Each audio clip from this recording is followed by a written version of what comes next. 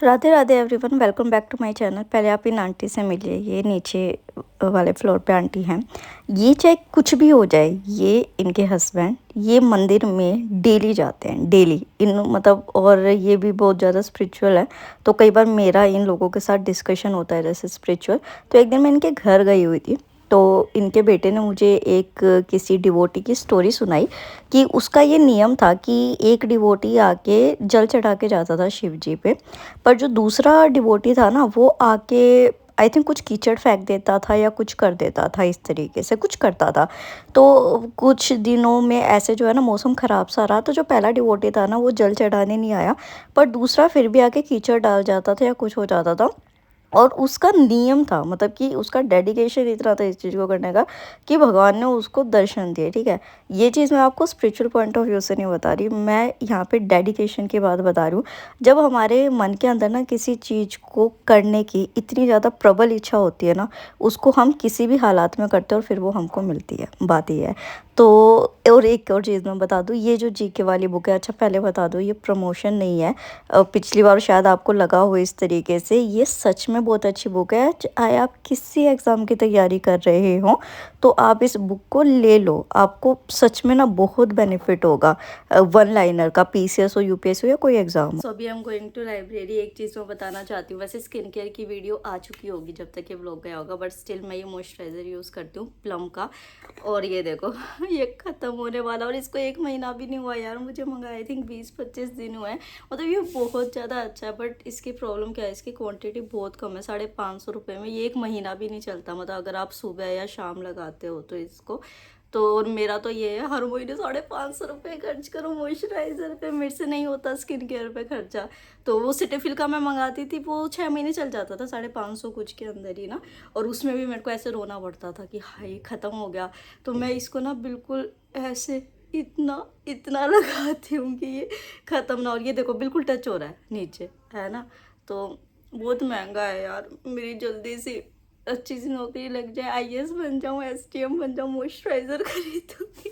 मजाक कर रही हूँ। मतलब पर ये अच्छा है बहुत। और एक चीज़ और मैंने देखी यार कि मेरी ज़िंदगी में ना सुकून नहीं आ सकता, भगवान चाहे तो ज़्यादा ही काली शाही से। मोनू कहती है कि दीदी हमारी ज़िंदगी ना काली शाही से लिखी हुई है भगवान ने बहुत ज़्यादा, या फिर जो है भगवान की मैं कुछ ज़्यादा ही फेवरेट हूँ कि ले दे एग्ज़ाम, दे एग्ज़ाम, दे एग्ज़ाम, छोटी सी खुशी आती है फिर ऐसे।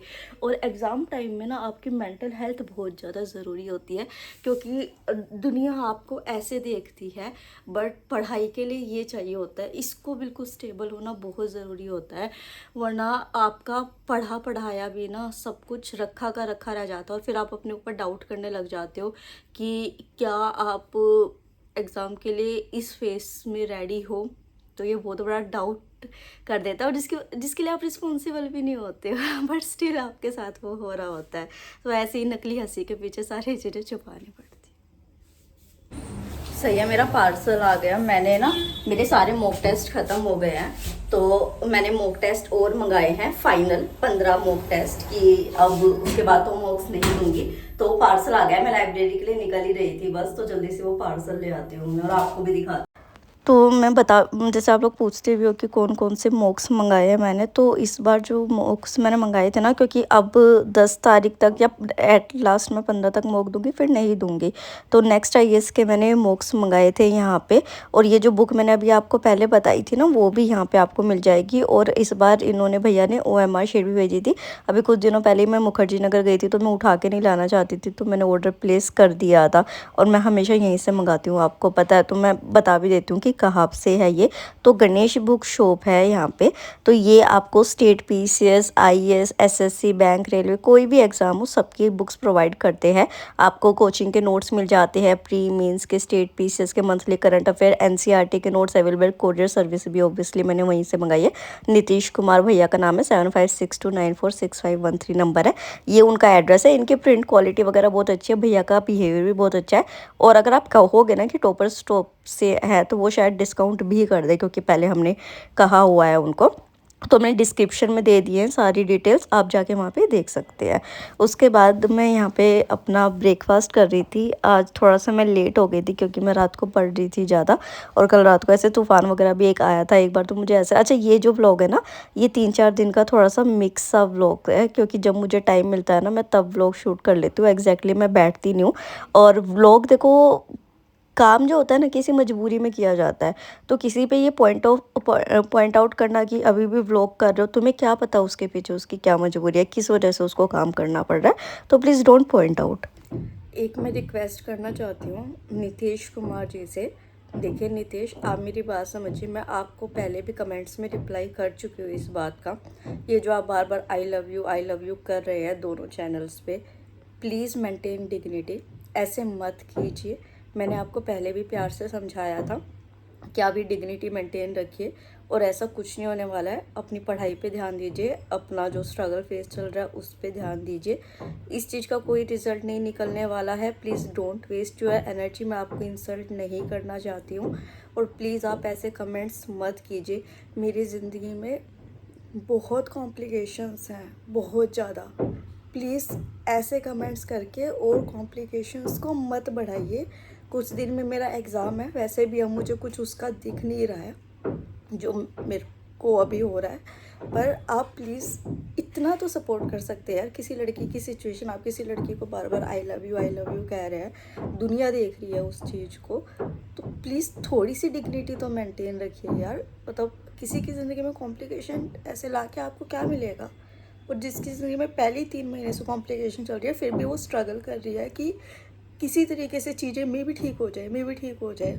ठीक है, एग्ज़ाम, हालांकि अब इस एग्ज़ाम से कुछ मुझे लग नहीं रहा है, बट स्टिल, तो please I am requesting you, पूरे रिस्पेक्ट से रिक्वेस्ट कर रही हूँ, ऐसे कमेंट्स मत कीजिए, वरना मुझे आपको ब्लॉक करना पड़ेगा।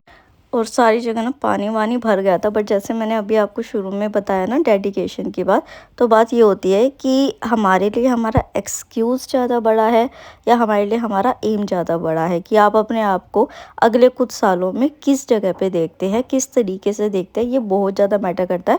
और उसके लिए अभी आप कितनी मेहनत कर रहे हैं, और वो मेहनत किसी भी तरीके की हो सकती है, तो ये चीज़ आपको समझनी पड़ेगी। तो यहाँ पर मैं न्यूज़पेपर पढ़ रही थी अपना। अब आप लोग कहीं पूछोगे कि अभी आप न्यूज़पेपर क्यों पढ़ रहे हो? मुझे पढ़ना है न्यूज़पेपर, तो इस वजह से मैं पढ़ रही हूँ यहाँ पे। मुझे डेली बेसिस पे कुछ पॉइंट्स वगैरह नोट करने पड़ते हैं, और मुझे लगता है कि न्यूज़पेपर पढ़ के ना थोड़ा आप जो बुक से भी बोर से हो जाते हो या कुछ हो जाता है, तो वो भी डाउन हो जाता है। देखो अपना स्ट्रेस हटाने के ना बहुत सारे तरीके होते हैं। जैसे कि जो मेरा दूसरा चैनल है उस पे भी जो मैं कंटेंट क्रिएशन करती हूँ, तो उससे मुझे थोड़ा सा रिलैक्स फील हो जाता है कभी कभी करके। और देखो, अगर मुझे कोई चीज़ करके खुशी मिल रही है तो वो गलत कैसे है? वो गलत किसी भी वे में नहीं है। चाहे मैं यहाँ पे व्लॉगिंग कर रही हूँ, ये मेरा अर्निंग सोर्स भी है। और ऑब्वियसली बात है यार, कोई पर्सन अगर कुछ करता है तो वो अर्न करने के लिए ही करता है। फ्री में मतलब मैं क्यों खाली अपना टाइम वेस्ट करूँगी या वो चीज़ करूँगी ना, तो ये बेहुदा बात है। आप करोगे क्या किसी कोई काम बिना मतलब अर्निंग के या उस करके? तो इस तरीके से सोचो थोड़ा चीज़ों को। और अभी एग्ज़ाम्स बिल्कुल पास भी आ गए हैं। बहुत सारे स्टूडेंट्स पूछ रहे हैं कि उनके अभी भी मार्क्स अच्छे नहीं आ रहे हैं मॉक में।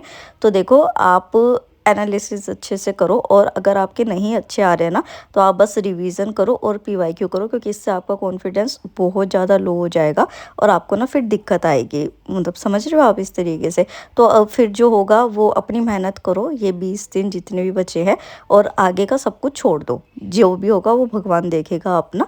आपने अपनी मेहनत करी है, मैं भी इसी माइंडसेट से जा रही हूँ, क्योंकि लाइफ में बहुत सारे अप डाउन्स आते हैं, बहुत तरीके के स्ट्रेसेस होते हैं।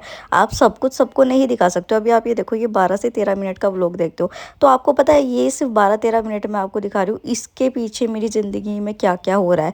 और देखो, कैमरा पे स्माइल करना इज़ वेरी इजी, या आप कभी किसी से मिलते हो तो वो स्माइल करना इज़ वेरी इजी, बट आप कैसे अपने आप से डील कर रहे हो उन बचे हुए आवर्स में, वो वाला चीज़ बहुत इंपॉर्टेंट है। ठीक है, तो उसको मेंटेन करने के लिए ना, कोई हॉबी पसंद है तो वो कर लो, या कोई और चीज़ पढ़नी पसंद है वो कर लो, इस तरीके से कर लो।